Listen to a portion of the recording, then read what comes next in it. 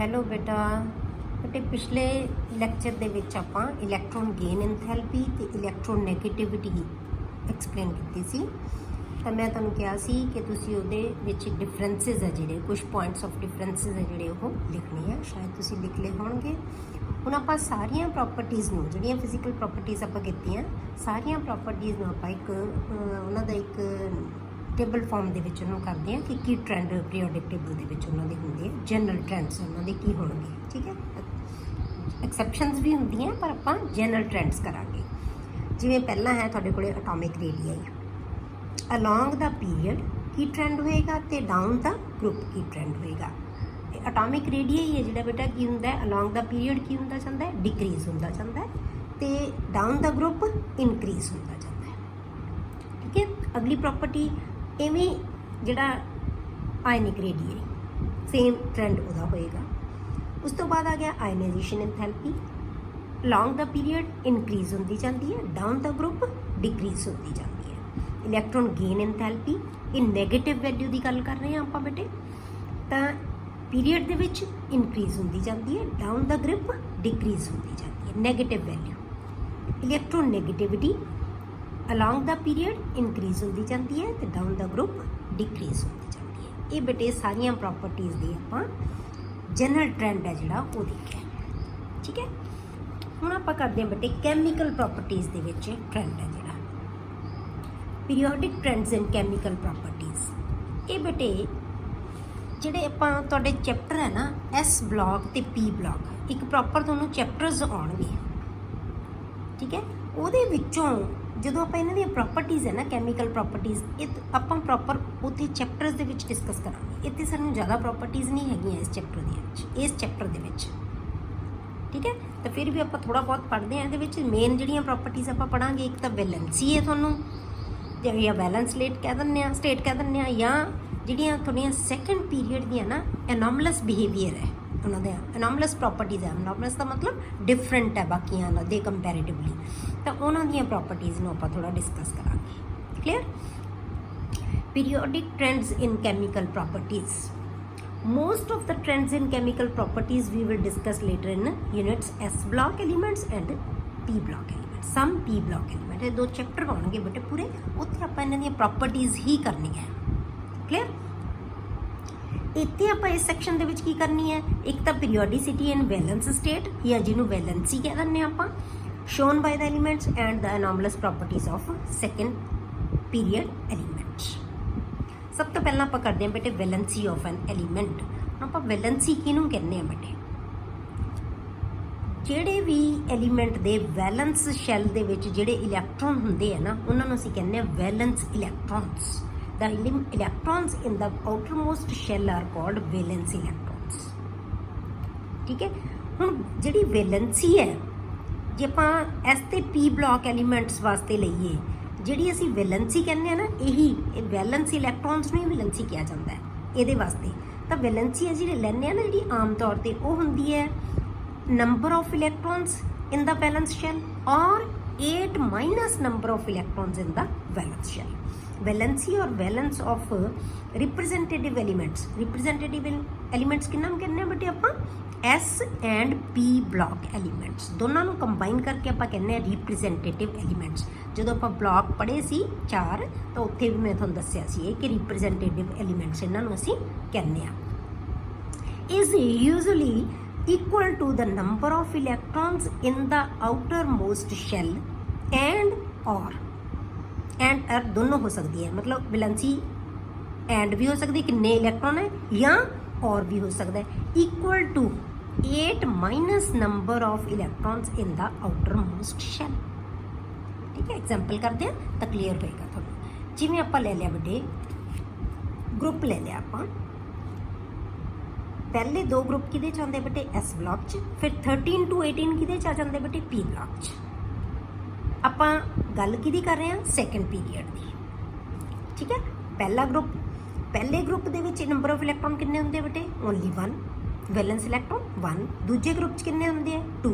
ਤੀਸਰੇ ਗਰੁੱਪ 'ਚ ਕਿੰਨੇ ਹੁੰਦੇ ਆ, 3, 2 S 'ਚ 1 P 'ਚ। 14 ਗਰੁੱਪ 'ਚ ਕਿੰਨੇ ਹੁੰਦੇ ਬੇਟੇ, 4, 2 S 'ਚ 2 P 'ਚ, ਫਿਰ 3 P 'ਚ, ਫਿਰ 4 फिर 5 फिर 6 ਤੇ 2 S 'ਚ ਤਾਂ ਹੈਗੀ ਹੈ ਤੇ ਆਪਾਂ ਇਦਾਂ ਇਲੈਕਟ੍ਰੋਨ ਐਡ ਕਰਦੇ। ਇਸੇ ਕਰਕੇ 8 ਐਲੀਮੈਂਟਸ ਸੀਗੇ ਸੈਕਿੰਡ ਜਿਹੜਾ ਗਰੁੱਪ ਹੈ ਸੌਰੀ ਸੈਕਿੰਡ ਪੀਰੀਅਡ ਹੈ 8 ਹੀ ਇਲੈਕਟ੍ਰੋਨ ਆ ਸਕਦੇ ਆ ਸੈਕਿੰਡ ਪੀਰੀਅਡ ਦੇ ਵਿੱਚ, ਇਸੇ ਕਰਕੇ 8 ਹੀ ਐਲੀਮੈਂਟਸ ਆਉਣਗੇ। ਤਾਂ ਇਹਨਾਂ ਦੀ ਵੈਲੈਂਸੀ ਕਿਹਦੇ ਬਰਾਬਰ ਆ ਗਈ ਬੇਟੇ? ਇਹਦੇ ਵੈਲੈਂਸ ਇਲੈਕਟ੍ਰੋਨ ਕਿੰਨੇ ਆ 1 2 3 4 5 6 7 ਐਂਡ 8 ਇਹ ਸਾਨੂੰ ਵੈਲੈਂਸ ਇਲੈਕਟ੍ਰੋਨਸ ਹੈ। ਹੁਣ ਜਾਂ ਤਾਂ ਇਹਨਾਂ ਦੀ ਵੈਲੈਂਸੀ ਇੰਨੀ ਹੋਈ ਹੋ ਸਕਦੀ ਹੈ ਸਾਰਿਆਂ ਦੀ, ਜਾਂ ਕੀ ਹੋ ਸਕਦੀ ਹੈ ਬੇਟੇ ਵੈਲੈਂਸੀ ਕੀ ਹੈ number of electrons in wellness shell. ਆਪਾਂ ਕੀਤਾ 1 2 3 4 5 6 7 ਐਂਡ 0 ਇਹਦੀ ਵੈਲੈਂਸੀ 0 ਹੁੰਦੀ ਹੈ। ਕਿਉਂ? ਕਿਉਂਕਿ ਵੈਲੈਂਸੀ ਅਸੀਂ ਕਿਹਨੂੰ ਕਹਿੰਦੇ ਹਾਂ ਬੇਟੇ ਕੰਬਾਈਨਿੰਗ ਕਪੈਸਿਟੀ ਆਫ ਦਾ ਐਲੀਮੈਂਟ, ਕਿ ਕਿਸੇ ਦੂਜੇ ਐਲੀਮੈਂਟ ਦੇ ਨਾਲ ਉਹ ਕਿਵੇਂ ਕੰਬਾਈਨ ਹੁੰਦਾ, ਉਹਦੀ ਕਪੈਸਿਟੀ ਕੀ ਹੈ, ਉਹਦੀ ਵੈਲੈਂਸੀ ਹੁੰਦੀ ਹੈ। ਤਾਂ ਇਹਦੇ ਸਾਰੇ ਜਿਹੜੇ ਸਬ ਸ਼ੈਲ ਹੈ ਉਹ ਕੀ ਹੈ ਫੁਲੀ ਫਿਲਡ ਹੈ, ਸਾਰੇ ਆਰਬਿਟਲਸ ਫੁਲੀ ਫਿਲਡ ਹੈ, ਇਸ ਕਰਕੇ ਕਿਸੇ ਨਾਲ ਵੀ ਕੰਬਾਈਨ ਨਹੀਂ ਹੋਏਗਾ। ਤਾਂ ਇਹਦੀ ਵੈਲੈਂਸੀ ਕੀ ਹੁੰਦੀ ਹੈ ਬੇਟੇ 0। ਬਾਕੀ ਸਾਰਿਆਂ ਦੀ ਆਪਾਂ ਕੀ ਕਿਹਾ ਕਿ ਜਿੰਨੇ ਵੈਲੈਂਸ ਸ਼ੈਲ 'ਚ ਇਲੈਕਟ੍ਰੋਨ ਹੈ, ਜਾਂ ਆਪਾਂ ਇੱਥੇ ਨਾਲ 2 ਲਿਖਿਆ, ਇੱਥੇ ਆਪਾਂ 3 ਵੀ ਲਿਖਿਆ ਤੇ 2 ਵੀ ਲਿਖਿਆ ਤੇ 1 ਵੀ ਲਿਖਿਆ, ਇਹ ਤਾਂ ਹੋ ਗਏ ਜੇ ਸਾਰੇ ਵੈਲੈਂਸ ਇਲੈਕਟ੍ਰੋਨ ਹੋਣ। ਜਾਂ ਆਪਾਂ ਕੀ ਕਹਿਣਾ 8 minus number of electron in the valence shell. 8 ਕਿਉਂ ਕਹਿੰਦੇ ਆ ਕਿਉਂਕਿ ਟੋਟਲ 8 ਆ ਸਕਦੇ ਆ ਇਹਦੇ 'ਚ। 8 ਦੇ ਵਿੱਚੋਂ 5 ਘਟਾਤੇ ਕੀ ਰਹੇਗੀ ਵੈਲੈਂਸੀ 3, 8 ਚੋਂ 6 ਗਏ 2, 8 ਚੋਂ 7 ਗਏ 1। ਜਾਂ ਇਹਨਾਂ ਦੀ ਵੈਲੈਂਸੀ ਕੀ ਹੋ ਸਕਦੀ ਹੈ 4 ਤੋਂ ਬਾਅਦ, ਕਿਉਂਕਿ 4 ਦੇ ਨਾਲ ਤਾਂ ਬੇਟੇ ਸੇਮ ਹੀ ਆਉਣੀ ਹੈ, ਜਾਂ ਤਾਂ electron in the valence shell ਜਾਂ 8 minus number of electron in the valence shell, ਤਾਂ ਵੀ ਕੀ ਆਏਗੀ 4 ਆਏਗੀ। 8 ਚੋਂ ਮਾਈਨਸ ਕਰ ਦਿਓ ਚਾਹੇ number of electrons in the valence shell ਲੈ ਲਓ, ਦੋਨੋਂ ਤਰ੍ਹਾਂ ਨਾਲ ਇਹਦੀ ਵੈਲੈਂਸੀ ਕਿੰਨੀ ਆਉਣੀ ਹੈ 4 ਹੀ ਆਏਗੀ 14 ਗਰੁੱਪ ਦੀ। 15 ਦੇ ਤੋਂ ਆਪਾਂ ਜੇ ਤੁਹਾਨੂੰ ਯਾਦ ਹੋਵੇ ਤਾਂ ਆਪਾਂ ਪੀ ਬਲਾਕ ਦੇ ਐਲੀਮੈਂਟਸ ਦੇ ਵਿੱਚ ਜਦੋਂ ਪ੍ਰੋਪਰਟੀਜ਼ ਕੀਤੀਆਂ ਸੀ ਨਾ, ਆਪਾਂ ਉੱਤੇ ਕਿਹਾ ਸੀ ਕਿ ਉਹਨਾਂ ਦੀਆਂ ਵੇਰੀਏਬਲ ਆਕਸੀਡੇਸ਼ਨ ਸਟੇਟ ਹੋ ਸਕਦੀਆਂ ਜਾਂ ਵੇਰੀਏਬਲ ਵੈਲੈਂਸੀਜ਼ ਹੋ ਸਕਦੀਆਂ। ਇਹਨੂੰ ਕਹਿੰਦੇ ਆ ਅਸੀਂ ਵੇਰੀਏਬਲ, ਮਤਲਬ ਕਿ ਇੱਕ ਤੋਂ ਵੱਧ ਤਰ੍ਹਾਂ ਦੀ ਜਿਹੜੀ ਹੈਗੀ ਹੈ ਜਿਹੜੀ ਉਹਨਾਂ ਦੀ ਵੈਲੈਂਸੀ ਹੈ ਜਿਹੜੀ ਹੋ ਸਕਦੀ ਹੈ। ਠੀਕ ਹੈ, ਇੱਕ ਤੋਂ ਵੱਧ ਤਰ੍ਹਾਂ ਦੀ ਵੈਲੈਂਸੀ ਹੋ ਸਕਦੀ ਹੈ, ਇਸੇ ਕਰਕੇ ਆਪਾਂ ਵੇਰੀਏਬਲ ਕਿਹਾ ਸੀ, ਕਿਉਂਕਿ 2 ਤਰ੍ਹਾਂ ਦੀਆਂ ਵੈਲੈਂਸੀ ਇਹਦੀਆਂ ਵੀ 2 ਇਹਦੀ ਵੀ 3 ਵੀ ਹੋ ਸਕਦੀ ਹੈ 5 ਵੀ ਹੋ ਸਕਦੀ ਹੈ 2 ਵੀ ਹੋ ਸਕਦੀ ਹੈ 6 ਵੀ ਹੋ ਸਕਦੀ ਹੈ 1 ਵੀ ਹੋ ਸਕਦੀ ਹੈ 7 ਵੀ ਹੋ ਸਕਦੀ ਹੈ। ਕਲੀਅਰ ਹੋ ਗਿਆ? ਇਹ ਆ ਗਈਆਂ ਬੇਟੇ ਇਹਨਾਂ ਦੀਆਂ ਵੈਲੈਂਸੀਜ਼। ਹੁਣ ਆਪਾਂ ਅੱਗੇ ਕੀ ਹੈ the combining capacity of an element in its is its valency. ਜਿਹੜੀ ਕੰਬਾਈਨਿੰਗ ਕਪੈਸਿਟੀ ਹੈ ਨਾ ਕਿਸੇ ਵੀ ਐਲੀਮੈਂਟ ਦੀ ਕਿਸੇ ਦੂਸਰੀ ਐਟਮ ਦੇ ਨਾਲ ਜਾਂ ਦੂਸਰੇ ਐਲੀਮੈਂਟ ਨਾਲ ਕਿਵੇਂ ਕੰਬਾਈਨ ਹੋ ਰਿਹਾ, ਤਾਂ ਉਹਨੂੰ ਅਸੀਂ ਕਹਿੰਦੇ ਹਾਂ ਉਹਦੀ valency. According to electronic concept of valency, ਜੇ ਆਪਾਂ ਇਲੈਕਟ੍ਰੋਨਿਕ ਕਨਸੈਪਟ ਲਈਏ ਨਾ ਵੈਲੈਂਸੀ ਦਾ, ਤਾਂ ਆਪਾਂ ਇਹਨੂੰ ਕਿਵੇਂ ਡਿਫਾਈਨ ਕਰਦੇ ਹਾਂ ਦ ਨੰਬਰ ਆਫ ਇਲੈਕਟ੍ਰੋਨਸ ਵਿਚ ਐਨ ਐਟਮ ਲੂਜ਼ਿਸ। ਕੋਈ ਵੀ ਜਿਹੜੀ ਐਟਮ ਹੈ ਉਹ ਕਿੰਨੇ ਇਲੈਕਟ੍ਰੋਨ ਲੂਜ਼ ਕਰ ਸਕਦੀ ਹੈ, ਜਾਂ ਤਾਂ ਉਹ ਉਹਦੀ ਵੈਲੈਂਸੀ ਹੈ, ਔਰ ਗੇਨਸ ਜਾਂ ਕਿੰਨੇ ਗੇਨ ਕਰ ਸਕਦੀ ਹੈ ਉਹ ਉਹਦੀ ਕੰਬਾਈਨਿੰਗ ਕਪੈਸਿਟੀ ਹੈ ਜਾਂ ਵੈਲੈਂਸੀ ਹੈ, ਜਾਂ ਉਹ ਕਿੰਨੇ ਸ਼ੇਅਰ ਕਰ ਸਕਦੀ ਹੈ with other atoms. To attain the noble gas configuration is termed as its valency. मतलब कोई भी एटम किन्ने इलेक्ट्रॉन लूज कर सकती है या किन्ने इलेक्ट्रॉन गेन कर सकती है या किन्ने इलेक्ट्रॉन शेयर कर सकती है, तो वो किसी होर एटम नाल कादे वास्ते शेयर करेगी बेटे, क्यों करेगी, लूज क्यों करेगी, गेन क्यों करेगी या शेयर क्यों करेगी एटम? क्योंकि अपनी ਜਿਹੜੀ ਕਨਫੀਗੂਰੇਸ਼ਨ ਹੈ ਉਹਨੂੰ ਸਟੇਬਲ ਕਰਨ ਵਾਸਤੇ, ਉਹਦੇ ਜਿਹੜਾ ਸ਼ੈੱਲ ਹੈ ਸਾਰੇ ਸ਼ੈੱਲ ਨੂੰ ਕੰਪਲੀਟ ਕਰਨ ਵਾਸਤੇ। ਠੀਕ ਹੈ, ਤਾਂ ਜਿੰਨੀ ਵੀ ਇਹਦੇ 'ਚ ਆਏਗੀ ਭਾਵੇਂ ਲਾਸ ਆਫ ਇਲੈਕਟ੍ਰੋਨ ਹੈ ਚਾਹੇ ਗੇਨ ਆਫ ਇਲੈਕਟ੍ਰੋਨ ਹੈ ਚਾਹੇ ਉਹ ਸ਼ੇਅਰ ਕਰ ਰਹੀ ਹੈ, ਉਹਨੂੰ ਅਸੀਂ ਵੈਲੈਂਸੀ ਕਹਿੰਦੇ ਹਾਂ ਜਾਂ ਉਹਨੂੰ ਅਸੀਂ ਕੰਬਾਈਨਿੰਗ ਕਪੈਸਿਟੀ ਕਹਿ ਦਿੰਦੇ ਹਾਂ। ਇਹ ਬਹੁਤ ਡਿਟੇਲ ਹੈ ਨਾ ਬੇਟੇ ਜਿਹੜੀ ਆ ਕੇ ਹੁਣ ਤੁਹਾਨੂੰ ਘੱਟ ਸਮਝ ਆਵੇ ਸ਼ਾਇਦ ਵੀ ਕਿਉਂ ਜਿਹੜਾ ਹੈਗਾ ਸ਼ੇਅਰ ਕਰੇਗੀ ਜਾਂ ਕਿਉਂ ਲੂਜ਼ ਕਰੇਗੀ ਜਾਂ ਕਿਉਂ ਗੇਨ ਕਰੇਗੀ। ਇਹ ਆਪਾਂ ਬਹੁਤ ਡਿਟੇਲ ਦੇ ਵਿੱਚ ਕੈਮੀਕਲ ਬੌਂਡਿੰਗ ਜਿਹੜਾ ਸਾਡਾ ਨੈਕਸਟ ਚੈਪਟਰ ਹੀ ਹੈ ਇਸ ਤੋਂ, ਕੈਮੀਕਲ ਬੌਂਡਿੰਗ ਦੇ ਵਿੱਚ ਤੁਹਾਨੂੰ ਬਹੁਤ ਕਲੀਅਰਲੀ ਇਹ ਚੀਜ਼ ਸਮਝ ਆ ਜਾਣੀ ਹੈ, ਅਤੇ ਇਹ ਚੀਜ਼ਾਂ ਉੱਥੇ ਤੁਹਾਨੂੰ ਫਿਰ ਪੁੱਛਣ ਦੀ ਲੋੜ ਨਹੀਂ ਪੈਣੀ ਵੀ ਇਹ ਕਿਉਂ ਚੀਜ਼ਾਂ, ਇਹ ਕੀ ਚੀਜ਼ ਹੈ ਕਿ ਲੂਜ਼ ਕਿਉਂ ਕਰਦੀ ਹੈ ਕੋਈ ਸਪੀਸ਼ੀਜ਼, ਗੇਨ ਕਿਉਂ ਕਰਦੀ ਹੈ ਜਾਂ ਸ਼ੇਅਰ ਕਿਉਂ ਕਰਦੀ ਹੈ। ਕੈਮੀਕਲ ਬੌਂਡਿੰਗ ਦੇ ਵਿੱਚ ਆਪਾਂ ਇਹਨਾਂ ਨੂੰ ਬਹੁਤ ਡਿਟੇਲ ਦੇ ਵਿੱਚ ਸਟੱਡੀ ਕਰਾਂਗੇ। ਠੀਕ ਹੈ, ਹਲੇ ਬਸ ਤੁਸੀਂ ਇੰਨਾ ਕੀ ਸਮਝ ਲਓ ਕਿ ਜੋ ਲੂਜ਼ ਕਰ ਰਹੀ ਹੈ ਇਲੈਕਟ੍ਰੋਨ ਜਾਂ ਗੇਨ ਕਰ ਰਹੀ ਹੈ ਜਾਂ ਸ਼ੇਅਰ ਕਰ ਰਹੀ ਹੈ ਉਹ ਉਹਦੀ ਕੰਬਾਈਨਿੰਗ ਕਪੈਸਿਟੀ ਹੈ ਜਾਂ ਉਹਦੀ ਵੈਲੈਂਸੀ ਹੈ। ਕਲੀਅਰ ਹੋ ਗਿਆ? ਅੱਗੇ ਆਪਾਂ ਬੇਟੇ ਕਰਦੇ ਹਾਂ ਇਹਨਾਂ ਦੀ ਪੀਰੀਓਡਿਸਿਟੀ। ਪੀਰੀਓਡਿਸਿਟੀ ਦਾ ਮਤਲਬ ਕੀ ਹੈ ਕਿ ਇਹਦੇ ਪੀਰੀਓਡਿਕ ਟ੍ਰੈਂਡਸ ਕੀ ਹੈ। ਪੀਰੀਓਡਿਕ ਟੇਬਲ ਦੇ ਵਿੱਚ ਇਹਦੇ ਪੀਰੀਓਡਿਕ ਟ੍ਰੈਂਡਸ ਕੀ ਹੈ। ਆਪਾਂ ਲੈਂਦੇ ਹਾਂ ਪਹਿਲਾਂ ਪੀਰੀਅਡ ਦੇ ਵਿੱਚ the valency first increases then decreases from left to right in a period। ਇਹ ਆਪਾਂ ਦੇਖਿਆ ਸੀ ਪਹਿਲਾਂ ਕਿੰਨੀ ਆਈ ਸੀ 1 2 3 4, ਫਿਰ ਕੀ ਹੋ ਗਈ ਬੇਟੇ 3 ਰਹਿ ਗਈ, ਫਿਰ 2 ਰਹਿ ਗਈ, ਫਿਰ 1 ਰਹਿ ਗਈ, ਫਿਰ 0 ਰਹਿ ਗਈ। ਮਤਲਬ ਪਹਿਲਾਂ ਇੰਕਰੀਜ਼ ਹੋ ਰਹੀ ਹੈ, ਫਿਰ ਹੌਲੀ ਹੌਲੀ ਡਿਕਰੀਜ਼ ਹੋ ਰਹੀ ਹੈ। ਠੀਕ ਹੈ, ਜੇ ਬਹੁਤ ਘੱਟ ਹੁੰਦਾ ਜੇ ਲਗਾਤਾਰ ਇਨਕਰੀਜ਼ ਹੋ ਰਹੀ ਹੈ, ਕਿਉਂਕਿ ਉਹ ਵੈਲੈਂਸੀਜ਼ ਬਹੁਤ ਰੇਅਰ ਹੁੰਦੀਆਂ ਜਿਹੜੀਆਂ 5 6 7 ਇਹ ਵੈਲੈਂਸੀਜ਼ ਨਹੀਂ ਹੁੰਦੀਆਂ, ਬਹੁਤ ਰੇਅਰ ਹੋਣਗੀਆਂ। ਤੇ ਇਸ ਕਰਕੇ ਆਪਾਂ ਕੀ ਕਹਿੰਦੇ ਹਾਂ ਟ੍ਰੈਂਡ, ਜਨਰਲ ਟ੍ਰੈਂਡ ਆਪਾਂ ਕੀ ਲਵਾਂਗੇ ਕਿ ਫਸਟ ਇਨਕਰੀਜ਼ਿਸ ਦੈਨ ਡਿਕਰੀਜ਼ਿਸ। ਇਨ ਗਰੁੱਪ ਵੈਲੈਂਸੀ ਕੀ ਹੋਏਗੀ ਰਿਮੇਨਸ ਕੌਨਸਟੈਂਟ, ਕਿਉਂਕਿ ਇੱਕ ਗਰੁੱਪ ਦੇ ਵਿੱਚ ਸਿਰਫ ਉਹੀ ਜਿਹੜੇ ਐਲੀਮੈਂਟਸ ਹੈ ਜਾਂ ਉਹੀ ਐਟਮਸ ਹੋਣਗੀਆਂ ਜਿਨ੍ਹਾਂ ਦੀ ਵੈਲੈਂਸ ਸ਼ੈਲ ਇਲੈਕਟ੍ਰੋਨਿਕ ਕਨਫੀਗੂਰੇਸ਼ਨ ਕੀ ਹੋਏਗੀ ਬੇਟੇ ਸੇਮ ਹੋਏਗੀ। ਜੇ ਵੈਲੈਂਸ ਸ਼ੈਲ ਇਲੈਕਟ੍ਰੋਨਿਕ ਕਨਫੀਗੂਰੇਸ਼ਨ ਸੇਮ ਹੋਗੀ ਤਾਂ ਇਹਦਾ ਮਤਲਬ ਕੀ ਹੋਇਆ ਬੇਟੇ ਕਿ ਉਹਨਾਂ ਦੇ ਵਿੱਚ ਉਹਨਾਂ ਦੀ ਵੈਲੈਂਸੀ ਹੈ ਜਿਹੜੀ ਉਹ ਕੀ ਹੈ ਜਾਂ ਉਹਨਾਂ ਦੀ ਕੰਬਾਈਨਿੰਗ ਕਪੈਸਿਟੀ ਹੈ ਜਿਹੜੀ ਉਹ ਕੀ ਹੈ ਸੇਮ ਹੈ।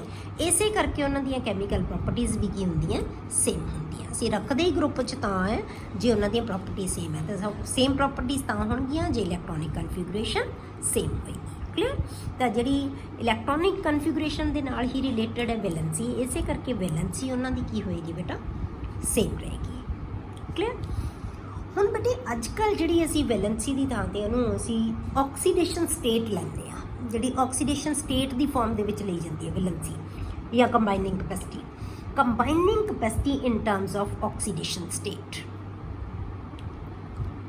ਹੁਣ ਆਕਸੀਡੇਸ਼ਨ ਸਟੇਟ ਦੀ ਜਿਹੜੀ ਹੈਗੀ ਹੈ ਫਾਰਮ ਦੇ ਵਿੱਚ in terms of oxidation state ਆਪਾਂ ਪੜਾਂਗੇ ਕਿ ਕੰਬਾਈਨਿੰਗ ਕਪੈਸਿਟੀ ਕਿਸੇ ਵੀ ਐਲੀਮੈਂਟ ਦੀ ਐਟਮ ਦੀ ਕੀ ਹੁੰਦੀ ਹੈ।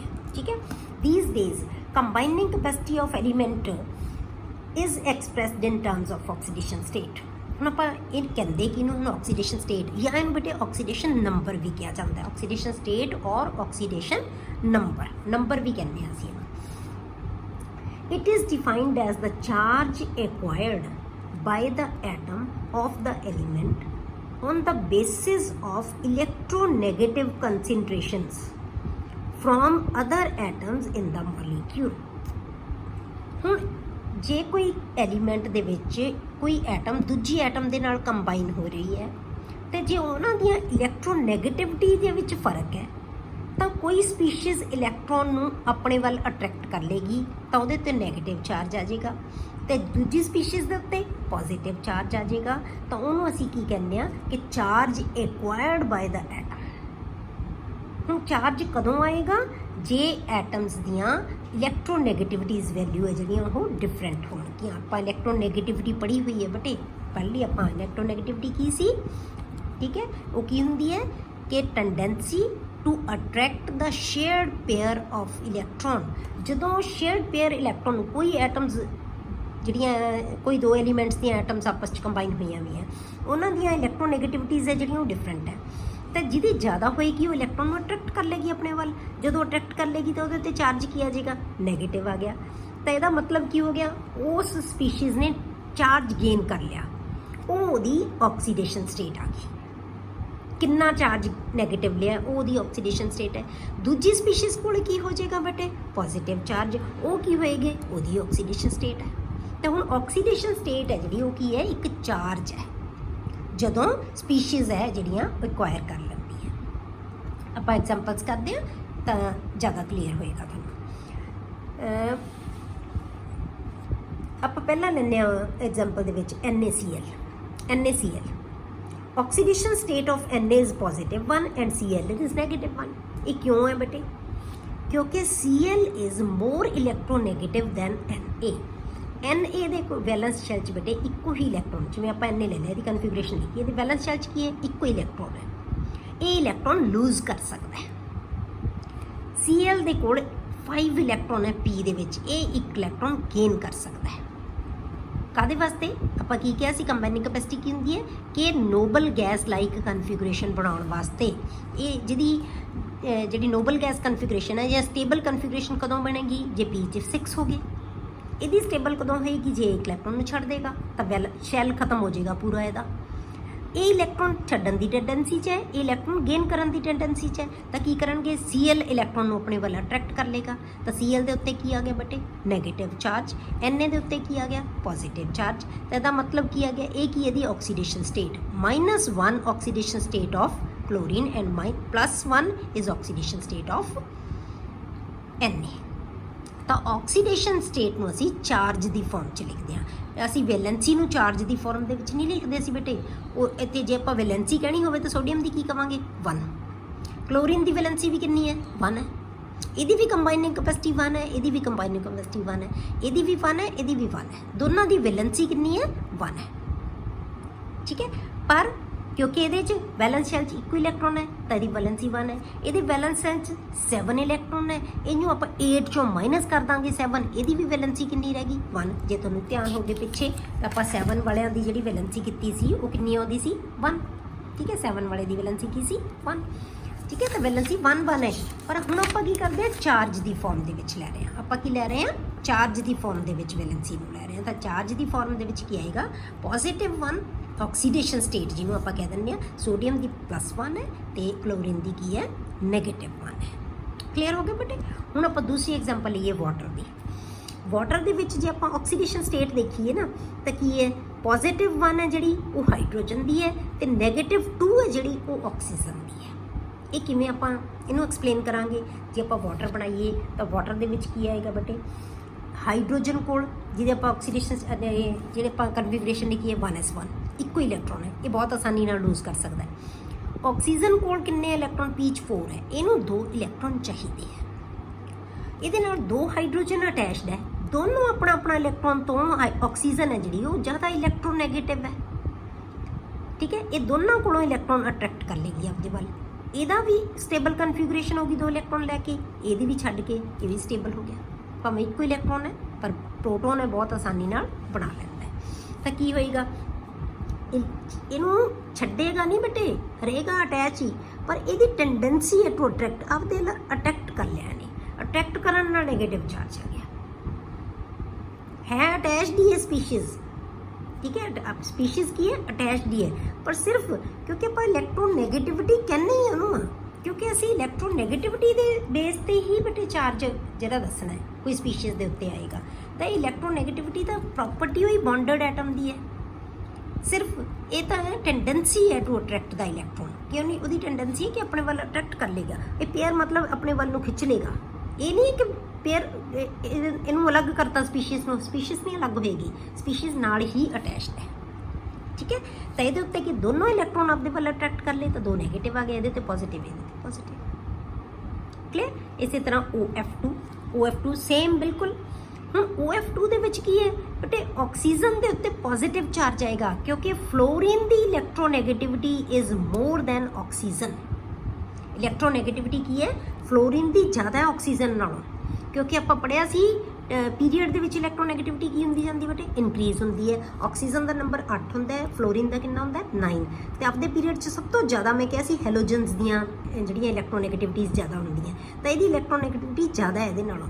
ਤੇ ਹੁਣ ਇਹ ਇਲੈਕਟ੍ਰੋਨ ਖਿੱਚ ਸਕਦਾ ਇਹਦੇ ਤੋਂ। ਜਦੋਂ ਇਹ ਇਲੈਕਟ੍ਰੋਨ ਅਟਰੈਕਟ ਕਰੇਗਾ ਤਾਂ ਆਕਸੀਜਨ ਕੋਲੋਂ ਕਿੰਨੇ ਹੈ, ਦੋਨੋਂ ਇਲੈਕਟ੍ਰੋਨ ਆਕਸੀਜਨ ਛੱਡ ਸਕਦੀ ਹੈ। 2 ਇਲੈਕਟ੍ਰੋਨ ਤੋਂ ਇਹ ਵੀ ਇਲੈਕਟ੍ਰੋਨ ਇਹ ਤੋਂ ਲੈ ਲੇਗਾ, ਇਹ ਵੀ ਇਲੈਕਟ੍ਰੋਨ, ਇਹਦੇ ਉੱਤੇ 2 ਪੋਜ਼ਿਟਿਵ ਆ ਗਏ, ਇਹਨਾਂ ਦੇ ਉੱਤੇ ਇੱਕ ਨੈਗੇਟਿਵ। ਕਿਉਂਕਿ ਫਲੋਰੀਨ ਨੂੰ ਕਿੰਨੇ ਇਲੈਕਟ੍ਰੋਨ ਚਾਹੀਦੇ ਆ ਬੇਟੇ, ਇੱਕੋ ਇਲੈਕਟ੍ਰੋਨ ਚਾਹੀਦਾ। ਇੱਕ ਫਲੋਰੀਨ ਨੂੰ ਆਪਣਾ ਜਿਹੜੀ ਸਟੇਬਲ ਕਨਫੀਗਰੇਸ਼ਨ ਬਣਾਉਣ ਵਾਸਤੇ ਕਿੰਨੇ ਇਲੈਕਟ੍ਰੋਨ ਚਾਹੀਦੇ ਹੈ, ਓਨਲੀ 1। ਤਾਂ ਇਲੈਕਟ੍ਰੋਨ ਕਿੱਥੋਂ ਅਟਰੈਕਟ ਕਰੇਗਾ, ਆਕਸੀਜਨ ਤੋਂ। ਇਹਨੇ ਵੀ ਆਕਸੀਜਨ ਤੋਂ ਜਿਹੜੀ ਆਕਸੀਜਨ ਹੈ 2 ਇਲੈਕਟ੍ਰੋਨ ਇਹਨੇ 1 ਨੂੰ ਅਟਰੈਕਟ ਕਰੇਗਾ, ਛੱਡੇਗੀ ਨਹੀਂ, ਇਹ ਅਟੈਚਡ ਹੀ ਰਹੇਗਾ। ਠੀਕ ਹੈ, ਤਾਂ ਕੀ ਬਣ ਗਿਆ, OF2 ਬਣ ਗਿਆ। ਅੱਗੇ ਆ ਗਿਆ Na2O। ਹੁਣ ਇਹਦੇ ਵਿੱਚ Na2O ਦੇ ਵਿੱਚ ਕੀ ਹੈ ਬੇਟੇ, ਸੇਮ ਚੀਜ਼ ਆਪਾਂ ਇੱਥੇ ਲਵਾਂਗੇ। ਇਹਦੇ ਵਿੱਚ ਆ ਗਿਆ ਆਕਸੀਜਨ ਦੀ ਜਿਹੜੀ ਹੈਗੀ ਆਕਸੀਡੇਸ਼ਨ ਸਟੇਟ, ਸੋਡੀਅਮ ਦੀ ਕਿੰਨੀ ਹੈ, +1 ਤੇ ਆਕਸੀਜਨ ਦੀ ਕਿੰਨੀ ਹੈ, -2। ਇਹ ਇੱਕ ਸੋਡੀਅਮ ਇਲੈਕਟ੍ਰੋਨ ਇਹਦੇ ਵੱਲ, ਸੋਡੀਅਮ ਤੋਂ ਇੱਕ ਇਲੈਕਟ੍ਰੋਨ ਇਹਨੇ ਖਿੱਚ ਲੈਣਾ, ਇਹਨੇ ਇੱਕ ਇਲੈਕਟ੍ਰੋਨ ਜਿਵੇਂ ਹਾਈਡਰੋਜਨ ਤੋਂ ਲਿਆ ਸੀ ਉਵੇਂ ਇਹ ਸੋਡੀਅਮ ਤੋਂ ਅਟਰੈਕਟ ਕਰ ਰਿਹਾ। ਠੀਕ ਹੈ, ਇਹ ਇਲੈਕਟ੍ਰੋਨ ਲੂਜ਼ ਕਰ ਸਕਦਾ, ਇਹ 2 ਇਲੈਕਟ੍ਰੋਨ ਗੇਨ ਕਰ ਸਕਦਾ। Valency and oxidation state appear to be same. ਸਾਨੂੰ ਦੇਖਣ ਨੂੰ ਐਂ ਲੱਗਦੀਆਂ ਕਿ ਵੈਲੈਂਸੀ ਤੇ ਆਕਸੀਡੇਸ਼ਨ ਸਟੇਟ ਬਿਲਕੁਲ ਸੇਮ ਹੈ ਬੇਟੇ, ਪਰ ਉਹ ਸੇਮ ਨਹੀਂ ਹੁੰਦੀਆਂ।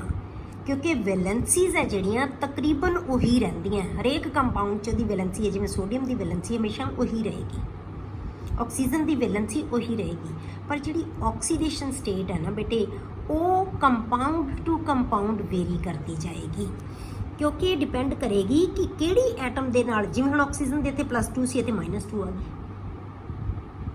ਠੀਕ ਹੈ। ਇਹ ਡਿਪੈਂਡ ਕਰੇਗਾ ਕਿ ਕਿਹੜੀ ਐਟਮ ਦੇ ਨਾਲ ਅਟੈਚਡ ਹੈ, ਜਿਹੜੀ ਐਟਮ ਨਾਲ ਅਟੈਚਡ ਹੈ ਉਹਦੇ ਨਾਲੋਂ ਉਹਦੀ ਇਲੈਕਟ੍ਰੋਨੈਗੇਟਿਵਿਟੀ ਜ਼ਿਆਦਾ ਹੈ ਜਾਂ ਉਹਦੀ ਇਲੈਕਟ੍ਰੋਨੈਗੇਟਿਵਿਟੀ ਘੱਟ ਹੈ। ਤਾਂ ਇਹ ਡਿਪੈਂਡ ਕਰਦਾ ਹੈ, ਕੰਪਾਊਂਡ ਟੂ ਕੰਪਾਊਂਡ ਵੇਰੀ ਕਰਦੀ ਹੈ ਹਮੇਸ਼ਾ ਆਕਸੀਡੇਸ਼ਨ ਸਟੇਟ, ਪਰ ਵੈਲੈਂਸੀ ਜ਼ਿਆਦਾ ਵੇਰੀ ਨਹੀਂ ਕਰਦੀ, 1-2 ਹੀ ਹੋ ਸਕਦੀਆਂ, ਪਰ ਜਿਹੜੀ ਆਕਸੀਡੇਸ਼ਨ ਸਟੇਟ ਹੈ ਉਹ ਹਰੇਕ ਕੰਪਾਊਂਡ ਦੇ ਵਿੱਚ ਕਿ ਇੱਕੋ ਹੀ ਜਿਹੜੇ ਆਪਾਂ ਲੈ ਲਈਏ ਨਾ ਐਟਮ, ਉਹਦੀਆਂ ਆਕਸੀਡੇਸ਼ਨ ਸਟੇਟਸ ਅਲੱਗ-ਅਲੱਗ ਕੰਪਾਊਂਡਸ ਦੇ ਵਿੱਚ ਡਿਫਰੈਂਟ ਹੋ ਸਕਦੀਆਂ। ਇਹ ਬਹੁਤ ਡਿਟੇਲ 'ਚ ਤੁਸੀਂ ਆਕਸੀਡੇਸ਼ਨ ਨੰਬਰ ਕਰਨਾ ਪੜੋਗੇ ਨੈਕਸਟ ਚੈਪਟਰਸ ਦੇ ਵਿੱਚ, ਠੀਕ ਹੈ। ਉੱਥੇ ਤੁਹਾਨੂੰ ਬਹੁਤ ਕਲੀਅਰ ਹੋ ਜਾਏਗਾ ਇਹ ਟੌਪਿਕ, ਕਿਉਂਕਿ ਬੇਟੇ ਹਰੇਕ ਨਿੱਕੀ ਚੀਜ਼ ਆਪਾਂ ਸਿਰਫ ਇੱਕੋ ਹੀ ਚੈਪਟਰ ਦੇ ਵਿੱਚ ਸਾਨੂੰ ਪੂਰੀ ਤਰ੍ਹਾਂ ਐਕਸਪਲੇਨ ਨਹੀਂ ਆਪਾਂ ਕਰ ਸਕਦੇ। ਹੁਣ ਜਦੋਂ ਇਹ ਚੈਪਟਰ ਦੇ ਵਿੱਚ ਆਏਗਾ, ਆਕਸੀਡੇਸ਼ਨ ਨੰਬਰ ਵੀ ਤੁਹਾਨੂੰ ਇੱਕ ਪ੍ਰੋਪਰ ਤੁਹਾਡਾ ਇੱਕ ਟੌਪਿਕ ਹੈ ਕਿ ਕਿਵੇਂ ਹਰੇਕ ਕੰਪਾਊਂਡ ਦੇ ਵਿੱਚ ਡਿਫਰੈਂਟ ਹੁੰਦਾ। ਉੱਥੇ ਜਦੋਂ ਤੁਸੀਂ ਇਹ ਕੈਲਕੂਲੇਟ ਕਰੋਗੇ ਨਾ, ਤੇ ਉੱਥੇ ਤੁਸੀਂ ਬਹੁਤ ਕਲੀਅਰ ਹੋ ਜਾਏਗਾ ਤੁਹਾਨੂੰ ਕਿ ਆਕਸੀਡੇਸ਼ਨ ਨੰਬਰ ਹੈ ਜਿਹੜਾ ਚੇਂਜ ਕਿਉਂ ਹੁੰਦਾ। ਬਸ ਇੱਥੇ ਇਹ ਧਿਆਨ ਰੱਖਣਾ ਕਿ ਇਹ ਚੇਂਜ ਹੁੰਦਾ। ਇਹ ਆਕਸੀਡੇਸ਼ਨ ਸਟੇਟ ਹੈ ਜਿਹੜੀ ਉਹ ਵੈਲੈਂਸੀ ਜਿੰਨੀ ਵਰਗੀ ਨਹੀਂ ਹੁੰਦੀ, ਲੱਗਦੀ ਸਾਨੂੰ ਉਹੀ ਹੈ, ਪਰ ਇਹ ਡਿਫਰੈਂਟ ਬਹੁਤ ਹੁੰਦੀ ਹੈ। ਇਹ ਕੰਪਾਊਂਡ ਟੂ ਕੰਪਾਊਂਡ ਵੇਰੀ ਕਰਦੀ ਰਹਿੰਦੀ ਹੈ ਆਕਸੀਡੇਸ਼ਨ ਸਟੇਟ ਹੈ ਜਿਹੜੀ, ਕਲੀਅਰ। ਇਹ ਚਾਰਜ ਹੈ ਜਿਹੜਾ ਡਿਪੈਂਡ ਕਰਦਾ ਹੈ ਕਿਹੋ ਜਿਹੀ ਸਪੀਸ਼ੀਜ਼ ਦੇ ਨਾਲੋਂ ਅਟੈਚ ਹੋਏ। ਦੂਸਰਾ ਜਿਹੜਾ ਆਪਾਂ ਕਰਦੇ ਹਾਂ ਬੇਟੇ, ਉਹ ਹੈ anomalous properties of second period elements. ਹੁਣ ਸੈਕੰਡ ਪੀਰੀਅਡ ਐਲੀਮੈਂਟਸ ਦੀਆਂ ਐਨੋਮਲਸ ਪ੍ਰੋਪਰਟੀਜ਼ ਕੀ ਹੈ? ਆਪਾਂ ਕਿਹਾ ਹੈ ਕਿ ਜਿਹੜੀਆਂ ਸੈਕੰਡ ਪੀਰੀਅਡ ਦੀਆਂ ਪ੍ਰੋਪਰਟੀਜ਼ ਹੈ ਨਾ, ਬਾਕੀਆਂ ਦੇ ਕੰਪੈਰੇਟਿਵਲੀ, ਆਪਦੇ ਗਰੁੱਪ ਦੇ ਕੰਪੈਰੇਟਿਵਲੀ ਜਿਹੜਾ ਦੂਜਾ ਪੀਰੀਅਡ ਆਏਗਾ ਨਾ, ਉਹਦੇ ਸਾਰੀ ਐਲੀਮੈਂਟਸ ਦੀਆਂ ਪ੍ਰੋਪਰਟੀਜ਼ ਡਿਫਰੈਂਟ ਹੋਣਗੀਆਂ। The first member of each group of S and P block belonging to second period differ in many properties from the other members of their respective group। मतलब दूसरा ਉੱਪਰ period ਬਣਾ ਲਿਆ, ਦੂਸਰੇ period ਸਾਨੂੰ ਪਤਾ ਕਿੰਨੇ ਐਲੀਮੈਂਟ ਆਉਂਦੇ ਆ, 8 ਆਉਂਦੇ ਆ, 2 S ਬਲਾਕ ਦੇ ਵਿੱਚ ਤੇ 6 P ਬਲਾਕ ਦੇ ਵਿੱਚ। ਤਾਂ ਸਾਡੇ ਕੋਲੇ ਅਸੀਂ ਗੱਲ ਹੀ ਉਹਨਾਂ ਦੀ ਕਰਾਂਗੇ ਜਿਹੜੇ S ਤੇ P ਦੇ ਵਿੱਚ ਆਉਂਦੇ ਆ, ਕਿਉਂਕਿ ਸੈਕੰਡ ਪੀਰੀਅਡ ਦੇ ਵਿੱਚ D ਤਾਂ ਸ਼ੁਰੂ ਹੀ ਨਹੀਂ ਹੁੰਦਾ, ਠੀਕ ਹੈ। S ਤੇ P ਹੈ। ਹੁਣ ਇਹਨਾਂ 8 ਐਲੀਮੈਂਟਸ ਦੀਆਂ, ਹੁਣ ਜਿਹੜੇ ਪਹਿਲੇ ਗਰੁੱਪ ਦੇ ਵਿੱਚ ਉਹਦੇ ਨੀਚੇ ਮੈਂਬਰਸ ਆਉਣਗੇ ਉਹਨਾਂ ਨਾਲੋਂ, ਦੂਜੇ ਗਰੁੱਪ 'ਚ ਉਹਦੇ ਨੀਚੇ ਜਿਹੜੇ ਮੈਂਬਰ ਹੈ, ਇਸੇ ਤਰ੍ਹਾਂ 13 to 18 ਜਿਹੜੇ ਗਰੁੱਪ ਆਉਣਗੇ ਉਹਨਾਂ ਦੇ ਵਿੱਚ ਜਿਹੜੇ ਨੀਚੇ ਮੈਂਬਰਸ ਆ ਉਹਨਾਂ ਨਾਲੋਂ ਪਹਿਲੇ ਮੈਂਬਰਸ ਦੀਆਂ ਜਿਹੜੀਆਂ ਪ੍ਰੋਪਰਟੀਜ਼ ਆ ਉਹ ਹਮੇਸ਼ਾ ਡਿਫਰੈਂਟ ਹੋਣਗੀਆਂ। ਉਹਦਾ ਰੀਜ਼ਨ ਕੀ ਹੈ ਬੇਟੇ? The reason for different anomalous behaviour. ਇਹ ਬਹੁਤ ਜ਼ਰੂਰੀ ਹੈ ਕਿ ਰੀਜ਼ਨ ਤੁਹਾਨੂੰ ਪਤਾ ਹੋਵੇ। ਪਹਿਲਾ ਕੀ ਹੈ, ਜਿਹੜਾ ਮੈਂਬਰ ਪਹਿਲਾ ਮੈਂਬਰ ਹੋਏਗਾ, it's size is extremely small. ਜਿਵੇਂ ਪਹਿਲੇ ਜਿਹੜਾ ਆਪਾਂ ਦੂਜੇ ਪੀਰੀਅਡ ਦੇ ਵਿੱਚ ਪਹਿਲਾ ਮੈਂਬਰ ਹੈ ਜਿਹੜੇ ਪਹਿਲੇ ਗਰੁੱਪ 'ਚ, ਉਹ ਕੀ ਹੈ ਬੇਟੇ? ਲੀਥੀਅਮ। ਲੀਥੀਅਮ ਤੋਂ ਬਾਅਦ ਫਿਰ ਸੋਡੀਅਮ ਆ ਜਾਂਦਾ ਹੈ, ਠੀਕ ਹੈ। ਉਸ ਤੋਂ ਬਾਅਦ ਫਿਰ ਪੋਟਾਸ਼ੀਅਮ ਆ ਜਾਂਦਾ ਹੈ, ਫਿਰ ਰੂਬੀਡੀਅਮ, ਸੀਜ਼ੀਅਮ, ਸਾਰੇ ਐਲੀਮੈਂਟਸ ਜਿਵੇਂ ਆਉਂਦੇ ਜਾਂਦੇ ਆ। ਉਹਨਾਂ ਦੇ ਵਿੱਚੋਂ ਜਿਹੜਾ ਤੁਹਾਡਾ ਪਹਿਲਾ ਮੈਂਬਰ ਹੈ ਨਾ ਲੀਥੀਅਮ, ਉਹਦਾ ਸਾਈਜ਼ ਕੀ ਹੈ ਬੇਟੇ? ਬਹੁਤ ਛੋਟਾ ਹੈ, ਕਿਉਂਕਿ ਉਸ ਤੋਂ ਅੱਗੇ ਫਿਰ ਨਵਾਂ ਸ਼ੈੱਲ ਐਡ ਹੁੰਦਾ ਜਾਏਗਾ, ਤਾਂ ਉਹਨਾਂ ਦਾ ਸਾਈਜ਼ ਸਭ ਤੋਂ ਛੋਟਾ ਹੋਏਗਾ। ਪਹਿਲਾ ਹੀ ਸ਼ੈੱਲ, 2 ਹੀ ਸ਼ੈੱਲ ਹੁੰਦੇ ਬਟ ਉਹਦੇ 'ਚ ਸਿਰਫ 2 ਹੀ ਸ਼ੈੱਲ ਹੁੰਦੇ ਆ ਪਹਿਲੇ ਪੀਰੀਅਡ ਦੇ ਵਿੱਚ, ਤਾਂ ਸਾਈਜ਼ ਛੋਟਾ ਹੁੰਦਾ, ਇਸ ਕਰਕੇ ਪ੍ਰੋਪਰਟੀਜ਼ ਡਿਫਰੈਂਟ ਹੁੰਦੀਆਂ। ਦੂਸਰੀ ਚੀਜ਼, ਇਟਸ ਇਲੈਕਟ੍ਰੋਨੈਗੇਟਿਵਿਟੀਜ਼ ਕੁਆਇਟ ਹਾਈ।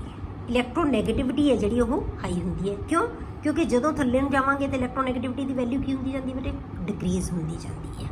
ਪਹਿਲੇ ਮੈਂਬਰ ਦੀ ਸਭ ਤੋਂ ਜ਼ਿਆਦਾ ਹੈ। ਇਸੇ ਤਰ੍ਹਾਂ ਇਹਨਾਂ ਦੀ ਆਇਓਨਾਈਜੇਸ਼ਨ ਥੈਰੇਪੀ ਵੀ ਸਭ ਤੋਂ ਜ਼ਿਆਦਾ ਹੈ, ਕਿਉਂਕਿ ਸਾਈਜ਼ ਛੋਟੇ ਹੈ। ਜਿਵੇਂ ਨੀਚੇ ਜਾਵਾਂਗੇ ਸਾਈਜ਼ ਕੀ ਹੁੰਦਾ ਜਾਂਦਾ? ਵੱਧਦਾ ਜਾਂਦਾ। ਆਇਓਨਾਈਜੇਸ਼ਨ ਥੈਰੇਪੀ ਦੀ ਵੈਲਿਊ ਵੀ ਘਟਦੀ ਜਾਏਗੀ, ਠੀਕ ਹੈ। ਇਹਨਾਂ ਦੀ ਸਭ ਤੋਂ ਵੱਧ ਹੈ, ਘਟਦੀ ਜਾਏਗੀ ਨੀਚੇ ਨੂੰ। ਮਤਲਬ ਕੋਈ ਵੀ ਇੱਕ ਗਰੁੱਪ ਲੈ ਲਓ, ਉਹਦੇ ਵਿੱਚ ਜਿਹੜਾ ਪਹਿਲਾ ਮੈਂਬਰ ਆਏਗਾ ਨਾ ਸੈਕੰਡ ਪੀਰੀਅਡ ਦਾ, ਉਹਦੀ ਬਹੁਤ ਜ਼ਿਆਦਾ ਹੋਏਗੀ ਆਇਓਨਾਈਜੇਸ਼ਨ ਥੈਰੇਪੀ, ਪਰ ਜਦੋਂ ਡਾਊਨਵਰਡ ਜਾਵਾਂਗੇ ਡਿਕਰੀਜ਼ ਹੁੰਦੀ ਜਾਏਗੀ, ਕਿਉਂਕਿ ਨਵੇਂ ਸ਼ੈੱਲ ਐਡ ਹੁੰਦੇ ਜਾਣਗੇ। ਅਗਲੀ ਕੀ ਚੀਜ਼ ਹੈ ਬੇਟੇ? It has only 4 valence orbitals. ਸਿਰਫ S ਐਂਡ P ਹੈ, ਇੱਕ S ਆਰਬਿਟਲ ਹੈ ਤੇ 3 P ਆਰਬਿਟਲਸ ਹੈ, 2S ਐਂਡ 2P, ਠੀਕ ਹੈ। ਇਹ ਸਿਰਫ ਜਿਹੜੇ 4 ਹੀ ਆਰਬਿਟਲ ਹੈ ਜਿਹੜੇ ਬੌਂਡ ਬਣਾ ਸਕਦੇ ਹੈ, ਠੀਕ ਹੈ। ਸੈਕੰਡ ਪੀਰੀਅਡ ਦੇ ਵਿੱਚ 4 ਹੀ ਜਿਹੜੇ ਆਰਬਿਟਲ ਹੈ ਜਿਹੜੇ ਬੌਂਡ ਬਣਾ ਸਕਦੇ ਹੈ। It has only 4 valence orbitals, 2S and 2P available for bonding, whereas in second member of the group have 9 valence।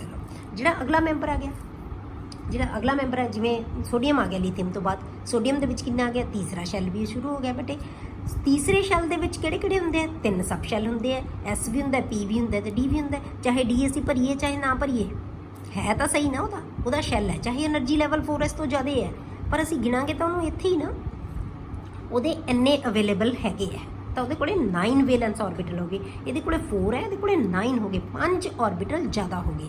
ਜਦੋਂ 5 ਆਰਬਿਟਲ ਜ਼ਿਆਦਾ ਹੈ ਬੇਟੇ ਤੇ ਉਹਦੀਆਂ ਪ੍ਰੋਪਰਟੀਜ਼ ਤਾਂ ਚੇਂਜ ਹੋਣਗੀਆਂ ਹੀ ਹੋਣਗੀਆਂ। ਕਲੀਅਰ ਹੋ ਗਿਆ?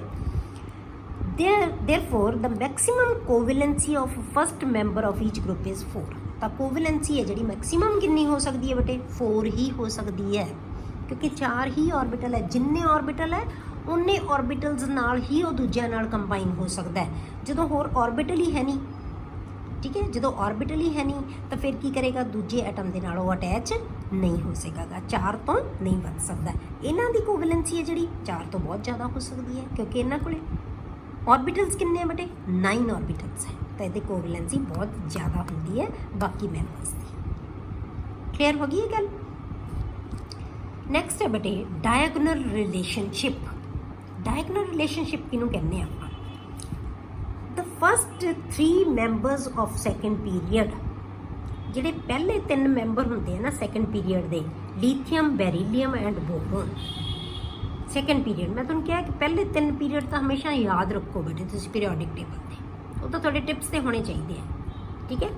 ਪਹਿਲੇ 3 periods, the first 3 members of second period lithium, beryllium and boron, 3 number, 4 number, 5 number atomic numbers ਇਹਨਾਂ ਦੇ, show diagonal similarity with the elements magnesium, aluminium and silicon of third period placed on right hand side। ਉਹਨਾਂ ਦੇ right hand side ਤੇ ਜਿਹੜੇ ਰੱਖੇ ਹੋਏ elements ਹੈ, ਜਿਵੇਂ ਆਪਾਂ ਲੈ ਲਿਆ ਆ ਲਿਥੀਅਮ, ਬੈਰੀਲੀਅਮ, ਬੋਰੋਨ, ਕਾਰਬਨ। ਲਿਥੀਅਮ ਦੇ ਥੱਲੇ ਜਿਹੜਾ ਸੋਡੀਅਮ ਹੈ, ਬੈਰੀਲੀਅਮ ਦੇ ਥੱਲੇ ਮੈਗਨੀਸ਼ੀਅਮ ਹੈ। ਹੁਣ ਲਿਥੀਅਮ ਨਾਲੋਂ ਅਗਲੇ ਗਰੁੱਪ ਦੇ ਵਿੱਚ ਉਹਦੇ ਰਾਈਟ ਹੈਂਡ ਸਾਈਡ ਤੇ ਜਿਹੜਾ ਐਲੀਮੈਂਟ ਹੈ, ਠੀਕ ਹੈ। ਹੁਣ ਇਹ ਅਗਲੇ ਗਰੁੱਪ ਦੇ ਵਿੱਚ ਨਾ, ਅਗਲੇ ਪੀਰੀਅਡ ਦੇ ਵਿੱਚ ਪਰ ਇਹਦੀ ਰਾਈਟ ਹੈਂਡ ਸਾਈਡ ਤੇ, ਇਹ ਅਗਲੇ ਪੀਰੀਅਡ ਦੇ ਵਿੱਚ ਪਰ ਇਹਦੀ ਰਾਈਟ ਹੈਂਡ ਸਾਈਡ ਤੇ। ਕਲੀਅਰ ਹੋ ਗਈ? Show diagonal similarity with the elements of third period. ਇਹ ਸੈਕੰਡ ਪੀਰੀਅਡ ਦੇ ਐਲੀਮੈਂਟ ਹੈ, ਇਹ ਥਰਡ ਪੀਰੀਅਡ ਦੇ ਐਲੀਮੈਂਟ ਹੈ। Of third period placed on right hand side. ਇਹ ਦੂਜੇ ਪੀਰੀਅਡ ਦੀਆਂ ਜਿਹੜੀਆਂ ਪ੍ਰੋਪਰਟੀਜ਼ ਹੈ ਥਰਡ ਪੀਰੀਅਡ ਦੇ, ਉਹਨਾਂ ਐਲੀਮੈਂਟ ਜਿਹੜੇ ਉਹਦੇ ਰਾਈਟ ਸਾਈਡ ਤੇ ਹੈ, ਉਹਨਾਂ ਨਾਲ ਡਾਇਗਨਲ ਜਿਹੜੇ ਹੈਗੇ ਆ ਸਿਮਿਲੈਰਿਟੀਜ਼ ਸ਼ੋ ਕਰਦਾ ਹੈ, ਠੀਕ ਹੈ। This is known as diagonal relationship. ਇਹਨੂੰ ਕਹਿੰਦੇ ਹਾਂ ਅਸੀਂ diagonal relationship. This is due to the opposing trend in periodic properties. ਇਹ ਕਿਉਂ ਹੈ ਬੇਟੇ? ਕਿਉਂਕਿ ਇਹਨਾਂ ਦਾ ਪੀਰੀਓਡਿਕ ਟ੍ਰੈਂਡ ਹੈ ਜਿਹੜਾ ਉਹ ਕੀ ਹੈ, ਡਿਫਰੈਂਟ ਹੈ, ਅਪੋਜ਼ਿਟ ਹੈ ਦੋਨਾਂ ਦਾ। Along the period and down the group. ਜਿਹੜੀ ਪ੍ਰੋਪਰਟੀ ਇੱਧਰੋਂ ਇੱਧਰ ਨੂੰ ਵਧੇਗੀ ਉਹਦੀ ਵੈਲਿਊ ਨੀਚੇ ਨੂੰ ਕੀ ਹੈ, ਘਟੇਗੀ। ਹਰੇਕ ਸਪੋਜ਼ ਕਰੋ ਸਾਈਜ਼ ਹੈ, ਇੱਥੋਂ ਇੱਧਰ ਕੀ ਹੋ ਗਿਆ, ਛੋਟਾ ਹੋ ਗਿਆ, ਇੱਥੋਂ ਇੱਧਰ ਕੀ ਹੋਏਗਾ, ਵੱਡਾ ਹੋਏਗਾ। ਇਹਨਾਂ ਦਾ ਸਾਈਜ਼ ਆਪਸ 'ਚ ਕੀ ਹੈ, ਤਕਰੀਬਨ ਸੇਮ ਹੋ ਜਾਏਗਾ। ਆਇਓਨਾਈਜੇਸ਼ਨ ਇਨਥੈਲਪੀ ਇੱਥੋਂ ਇੱਧਰ ਕੀ ਹੋਏਗੀ ਬੇਟੇ, ਵਧੇਗੀ, ਇੱਥੋਂ ਇੱਧਰ ਕੀ ਹੋਏਗੀ, ਘਟੇਗੀ। ਕਿਉਂਕਿ ਗਰੁੱਪ ਤੇ ਪੀਰੀਅਡ ਤੇ ਗਰੁੱਪ ਦੇ ਵਿੱਚ ਇਹ ਜਿਹੜਾ ਟ੍ਰੈਂਡ ਹੈ, ਜਿਹੜਾ ਪ੍ਰੋਪਰਟੀਜ਼ ਦਾ, ਉਹ ਕੀ ਹੁੰਦਾ ਹੈ, ਆਪੋਜ਼ਿਟ ਹੁੰਦਾ ਹੈ। ਇਸ ਕਰਕੇ ਇਹਨਾਂ ਦੇ ਵਿੱਚ ਪਰ ਇਹ ਜਿਹੜਾ ਰਿਲੇਸ਼ਨਸ਼ਿਪ ਹੈ ਨਾ ਬੇਟੇ, ਡਾਇਗਨਲ ਰਿਲੇਸ਼ਨਸ਼ਿਪ, ਇਹ ਸਿਰਫ 3 ਹੀ ਮੈਂਬਰਸ ਸ਼ੋ ਕਰਦੇ ਆ, ਹੋਰ ਮੈਂਬਰਸ ਨਹੀਂ ਕੋਈ ਵੀ, ਠੀਕ ਹੈ। 3 ਹੀ ਪ੍ਰੋਪਰਟੀ ਹੈ, 3 ਦੇ ਵਿੱਚ ਹੀ ਰਿਲੇਸ਼ਨਸ਼ਿਪ ਹੈਗਾ, ਤਾਂ ਇਹਨੂੰ ਆਪਾਂ ਕੀ ਕਹਿ ਦਿੰਦੇ ਹਾਂ, ਡਾਇਗਨਲ ਰਿਲੇਸ਼ਨਸ਼ਿਪ। ਕਲੀਅਰ ਹੋ ਗਿਆ? ਹੁਣ ਥੋੜ੍ਹੀ ਜਿਹੀ ਆਪਾਂ ਕੁਛ ਜਿਹੜੀਆਂ ਹੈਗੀਆਂ ਕੈਮੀਕਲ ਪ੍ਰੋਪਰਟੀਜ਼ ਨੂੰ ਡਿਸਕਸ ਕਰਾਂਗੇ ਕਿ ਕੈਮੀਕਲ ਰਿਐਕਟੀਵਿਟੀ ਦਾ ਟ੍ਰੈਂਡ ਕੀ ਹੋਏਗਾ, ਵਧੇਗੀ, ਘਟੇਗੀ ਪੀਰੀਅਡ ਦੇ ਵਿੱਚ। ਉਹ ਆਪਾਂ ਨੈਕਸਟ ਲੈਕਚਰ ਦੇ ਵਿੱਚ ਕਰਾਂਗੇ।